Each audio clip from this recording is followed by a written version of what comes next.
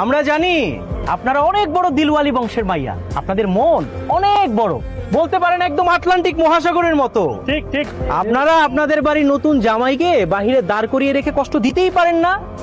সসম্মানে তাকে ভেতরে নিয়ে আদর আপ্যায়ন করা আপনাদের গুরু দায়িত্ব, এবং আমরা জানি আপনারা সেটাই করবেন। ঠিক ঠিক ঠিক। অবশ্যই আমাগো জামাইরে আমরা ভেতরে নিয়ে আদর আপ্যায়ন করবো, কারণ জামাইরে আদর আপ্যায়ন করা আমার দায়িত্ব। কিন্তু পুলা ভাইরে ভিতরে নিয়ে আদর আপ্যায়ন করতে গেলে তো পকেট থেকে টাকা ছাড়তে হবে।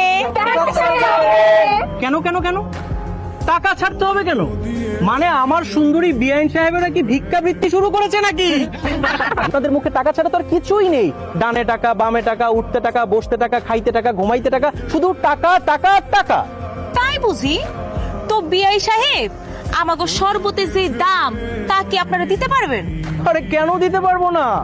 আমরা কি গরিব নাকি? হ্যাঁ, না না না, আপনারা তো গরিব না, আপনারা হইলেন গিয়া শেষরা মিসকিন। আপনার পাওনাটা আপনারা কিভাবে বুঝাই দেওয়া যায়? আমার পাওনা আমাকে বুঝিয়ে দেবেন মানে?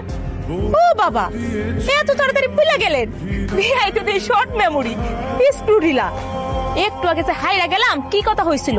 কথা হয়েছিল না, আমি যদি হাইরা যাই আপনি আমার কাছ থেকে যা চাইবেন আপনার আমি তাই দিব।